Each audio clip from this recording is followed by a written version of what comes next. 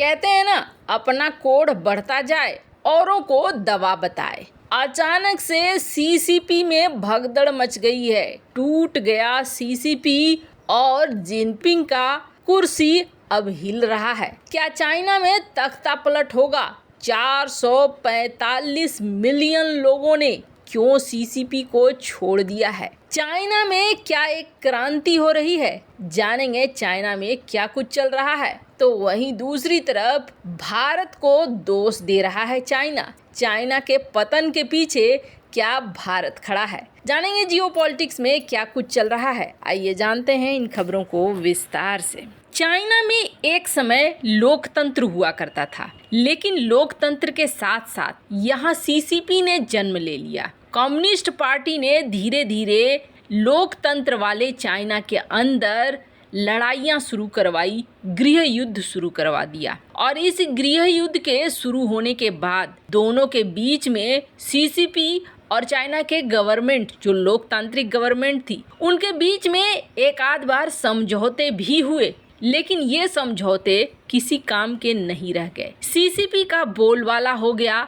और आखिरकार जो मूल सरकार थी, जो सच्ची सरकार थी चाइना की लोकतांत्रिक सरकार, उसे भागना पड़ा और भागकर उसने एक द्वीप में शरण लिया, जिस द्वीप को आज हम ताइवान के नाम से जानते हैं। तो असली वाला चीन और असली वाला जो राजा है वो चीन का ताइवान में था। चाइना में कम्युनिस्ट पार्टी ने कब्जा कर लिया और कम्युनिस्ट पार्टी ने अपनी पकड़ बहुत मजबूत बनानी शुरू कर दी। इस पकड़ को मजबूत बनाने के लिए चाइना ने लोगों को सीसीपी पार्टी में आने के लिए कहा, जुड़ने के लिए कहा। वैसे धीरे धीरे सीसीपी की सदस्यता, इसका मतलब हो गया कि जो आम लोग सीसीपी के सदस्य बन जाते हैं वो अब आम नहीं, चाइना में खास हो जाते थे। उनके लिए बहुत सारी चीजें आसान हो जाती थी। कोई सरकारी काम हो, कोई सरकारी टेंडर हो, उनमें सीसीपी का बोलबाला होता था। तो आम लोग उससे जुड़ना चाहते थे, आम लोग सीसीपी का सदस्य बने रहना चाहते थे। बदले में जो सीसीपी का नेतृत्व था, जैसे अभी जिनपिंग है, वो क्या चाहता था? वो चाहता था जो लोग सीसीपी से जुड़े हुए हैं वो वैसे ही काम करें, वैसे ही मेरी बातें सुने, जैसे जैसे मैं कहता हूँ, लॉयल रहें। सीसीपी की जितनी बार मीटिंग होती थी, जिनपिंग यही कहता था कि लॉयल बने रहना होगा। लेकिन 2022 एक तो हमने देखा, 2022 से पहले 2-3 साल तक जिनपिंग अपने देश से बाहर नहीं निकला। तब ये कहा जाने लगा कि जिनपिंग को एक बहुत ज्यादा डर था कि जिनपिंग की सत्ता चली जाएगी। जिनपिंग हर हाल में राष्ट्रपति पद पर कब्जा करना चाहता था और इसके लिए वो देश छोड़कर नहीं जा रहा था। हुआ भी ऐसा ही। राष्ट्रपति पद पर कब्जा करते ही जिनपिंग ने देश के बाहर निकलना शुरू किया और जैसे राष्ट्रपति पद पर कब्जा किया, वैसे ही हमें एक नज़ारा देखने को मिला था संसद में, जब पूरी दुनिया के मीडिया के सामने जिनपिंग ने हु जिनताओ को इस मीटिंग से बाहर कर दिया था। हु जिनताओ और चाइना के जो पहले के प्राइम मिनिस्टर थे ली केकियांग, इन दोनों के ऊपर आरोप लगा था और कहा गया था कि ये दोनों जिनपिंग की सत्ता को पलटना चाहते हैं। सरेआम हु जिनताओ को जिनपिंग ने मीटिंग से बाहर कर दिया था और ये बाहर इसलिए किया था क्योंकि जिनपिंग दिखलाना चाहता था सीसीपी के मेंबर को भी और पूरी दुनिया को भी कि हमारे खिलाफ जाने वाले को हम बख्शते नहीं है, छोड़ते नहीं हैं। 2022 में जब भाषण दिया था जिनपिंग ने, तो उसका डर निकलकर सामने आ गया था और जिनपिंग ने तब ये कहा था कि दुनिया कलर रिवॉल्यूशन की तरफ बढ़ रही है। कलर रिवॉल्यूशन ये क्या है? ये रंगों की क्रांति क्या है, जिसने सीसीपी के सुप्रीम लीडर को टेंशन में डाल दिया। तो आपको बता दें, कलर रिवॉल्यूशन दुनिया भर में कई जगह पे क्रांति हो रही है और इस क्रांति में क्या हो रहा है?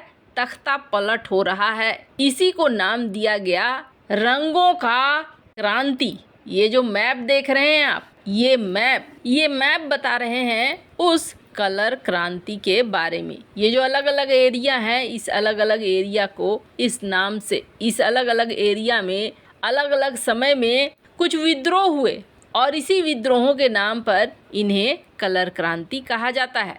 सीसीपी को डर है, जिनपिंग को डर है। जिनपिंग ने इसी कलर क्रांति के बारे में कहा कि दुनिया भर में ये फैल रही है, ये चीज़ सही नहीं है और हमारे देश में ये चीज़ नहीं आनी चाहिए। 2022 में ये बात कही थी जिनपिंग ने, लेकिन अब एक बार फिर 2023 में जिनपिंग ने इस बात को दोहराया और कहा कि दुनिया शीतकाल के दौर में घुस रही है और शीतकाल के साथ साथ जो ये रंगों की क्रांति हो रही है, रंगों की क्रांति सही नहीं है। इन सब के बीच में जो खबर आ रही है वो खबर बता रही है कि चाइना में सब कुछ ठीक नहीं है। कल तक हमने आपको बताया कि इकोनॉमी का क्या बुरा हाल है, इकोनॉमी बहुत बदतर स्थिति में है, लेकिन उससे भी बदतर स्थिति में ये है कि 445 मिलियन लोगों ने